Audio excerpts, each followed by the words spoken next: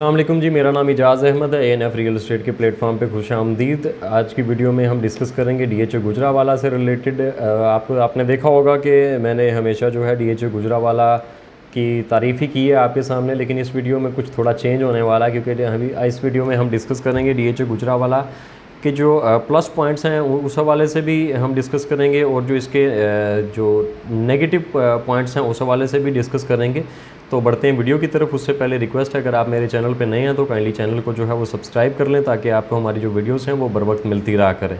सबसे पहले इसके प्लस पॉइंट की हम डिस्कस कर लेते हैं। प्लस पॉइंट्स के हवाले से उसमें जो पहला नंबर जो आता है वो लोकेशन का आता है।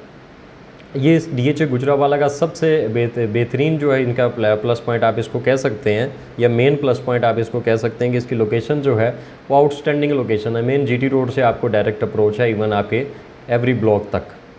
आपको चाहे सी ब्लॉक जाना चाहें, के में जाना चाहें, एम में जाना चाहें, आपको मेन इसकी एंट्रेंस जो है वो मेन जीटी रोड पे है।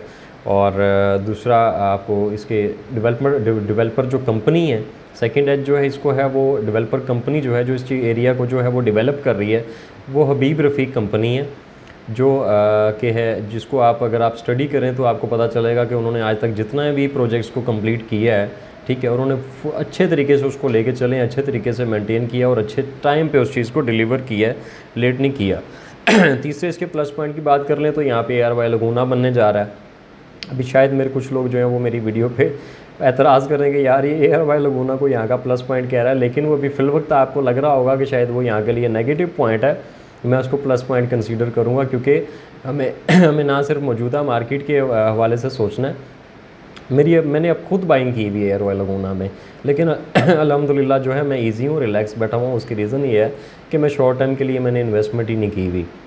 मुझे पता है कि यहाँ पे जब ARY लगूना की पहली ईंट भी लगनी है, या इवन लोकेशन भी खाली उन्होंने कंफर्म करनी है, तो मैं अल्हम्दुलिल्लाह अच्छा हैंडसम प्रॉफिट जो है वो गेन कर लूँगा। और मैं आपको भी यही मशवरा दूँगा कि अगर आपने यहाँ पे बाइंग की हुई है तो इन्हें थ्रो ना करें, अपनी चीज़ों को वेट कर लें, इंशाल्लाह अच्छा प्रॉफिट आप गेन करेंगे, बस थोड़ा पेशेंस रखें।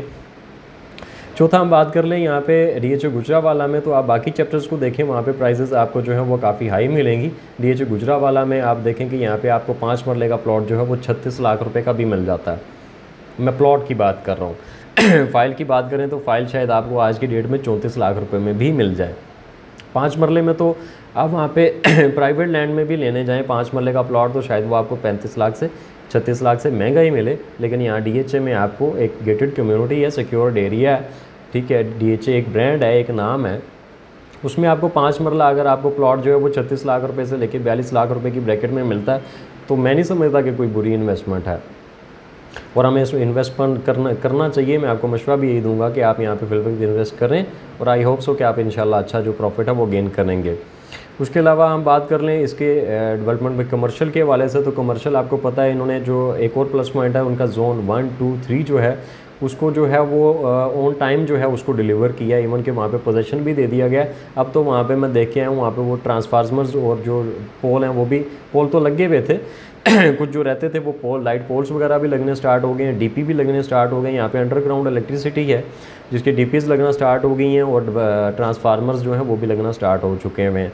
और आप जो है अपनी किसी भी कमर्शियल प्लॉट की जो है 75% पेमेंट जो है वो कंप्लीट करके और आप उसका पोजेशन ले सकते हैं, साइट प्लान अप्लाई करके कंस्ट्रक्शन जो है वो स्टार्ट कर सकते हैं। और एक प्लस पॉइंट इसमें यह है कि अगर आप डीएचए पेशावर को विज़िट करें तो उन्होंने भी 3 सेक्टर को लॉन्च किया, ठीक है, फिर मार्केट को वहाँ पे खेलने दिया अच्छे तरीके से, यानी यहाँ पे उसको पहले ग्रो होने दिया, उसकी प्राइसेस को इंक्रीज़ होने दिया, देन जाके उन्होंने जो है प्रिज्म सेक्टर डी जिसे बोलते हैं जो पहले सी एक्सटेंशन था उसको प्रिज्म का नाम दिया, और फिर एक सेक्टर उन्होंने और लॉन्च किया। यानी कि अवेलेबिलिटी, डिमांड एंड सप्लाई का रूल अप्लाई होता है ना, तो यहाँ पे जो सप्लाई है वो थोड़ी कम है। 5 मरला के 2 ही ब्लॉक हैं टोटल, 10 मरला के 3 ब्लॉक्स के अंदर आपको वो प्रॉपर 3 ब्लॉक्स नहीं है, तीनों ब्लॉक्स के अंदर जैसे सी में एक सब सेक्टर 10 मरले का, ऐसे जी में 2 सब सेक्टर 10 मरले के हैं, और एल ब्लॉक में एक सब सेक्टर जो है वो 10 मरले का। अभी हम इसके साथ साथ जो है इसके जो नेगेटिव जो दूसरी तरफ तस्वीर का दूसरा रुख है वो भी आपके सामने रखूँगा। फर्स्ट इनकी जो सबसे मैं कहता हूँ, जिसे मैं समझता हूँ कि फ़र्स्ट जो बैड इंप्रेशन जो लोगों पे गया वो इसकी लेट बैलेटिंग थी। आप देखिए 2013 में ये प्रोजेक्ट जो है वो लॉन्च हुआ, और 2 अक्टूबर 2021 में जाके इसका बैलेट हुआ। तो आप कह सकते हैं कि ये 7 साल बाद जाके बैलेट हुआ। ठीक है, नो डाउट कि मैं चूँकि यहाँ मार्केट में बैठा हूँ, जब ये प्रोजेक्ट लॉन्च हुआ था मैं उसके पहले से रियल एस्टेट का ये काम कर रहा हूँ लाहौर में। ठीक है और मैं थोड़ा बहुत इस चीज़ को ज़्यादा नहीं तो नाकस-अक़ल के मुताबिक थोड़ा बहुत समझता हूँ कि किस वजह से ये लेट हुआ। लैंड का थोड़ा बहुत इशू था, मेन गेट पे जो मेन जीटी रोड पे इनकी एंट्रेंस नहीं मिल रही थी, वो लैंड एक्वायर नहीं कर पा रहे थे। खैर वो लंबी चौड़ी कहानी है, वो डिटेल में एक्सप्लेन नहीं कर सकता। बहरहाल ये है कि वो जो मेन जीटी रोड वाली जो लैंड थी वो एक्वायर नहीं हो रही थी, जिसकी वजह से जो है इसको वो बैलेट नहीं कर रहे थे। जैसे ही इन्होंने वो लैंड एक्वायर की, साथ ही इन्होंने बैलेट कर दिया। उसके बाद सेकंड की हम बात कर लें कि यहाँ पे डेवलपमेंट के हिसाब से, तो डेवलपमेंट मैंने बताया कि हबीब रफ़ीक कंपनी है, वो ऑन टाइम डिलीवर करती है, सब कुछ है, लेकिन फिल वक्त जो है वो यहाँ पे थोड़ी सी स्लो डेवलपमेंट है।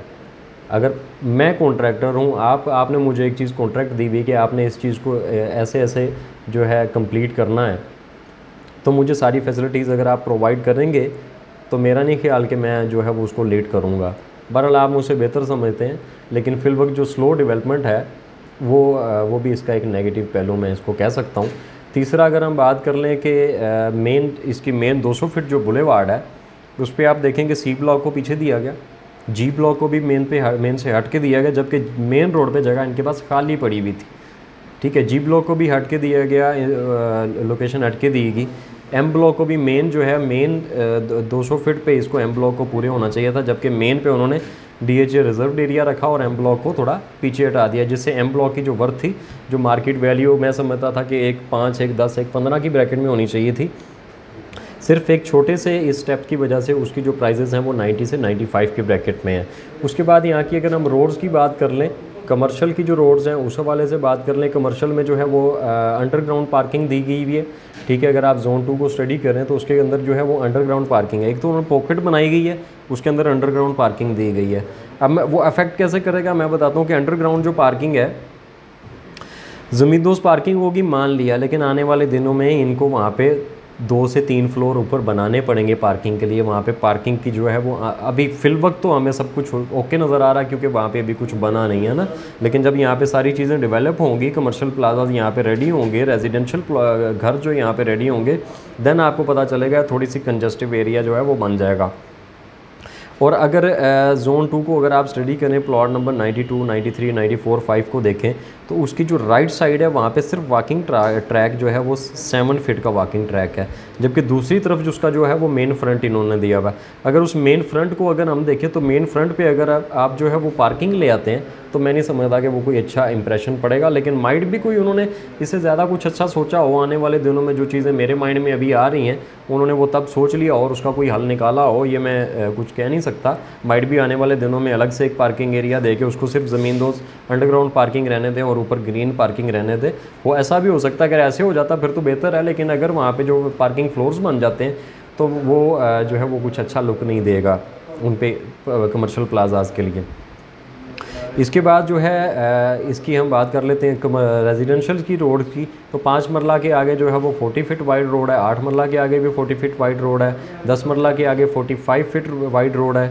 यहाँ तक तो मैं समझता हूँ बिल्कुल ठीक है, लेकिन जो एक कनाल है, एक कनाल पे मिनिमम जो है वो 50 फीट वाइड रोड होनी चाहिए थी, जबकि यहाँ पे 45 फीट वाइड रोड है।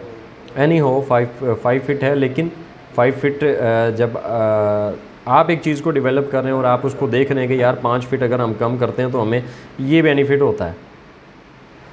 अगर आप 5 फीट को इस लिहाज से अगर आप सोच सकते हैं कि इसका बेनिफिट है, तो आपको उसको लॉस का भी सोचना चाहिए यार, इसके हमें ये नेगेटिव चीज़ें भी आ सकती हैं सामने। खैर कोई बात नहीं, माइट भी उन्होंने उसके एरिया को देखते हुए, सराउंडिंग्स की जो सोसाइटीज़ हैं उनको देखते हुए, शायद सराउंडिंग्स की जो सोसाइटीज़ हैं उसमें शायद 30-35 फीट हो, जिसने उससे बेहतर दिया हो, लेकिन जो स्टैंडर्ड है वो 50 फीट वाइड रोड होनी चाहिए थी।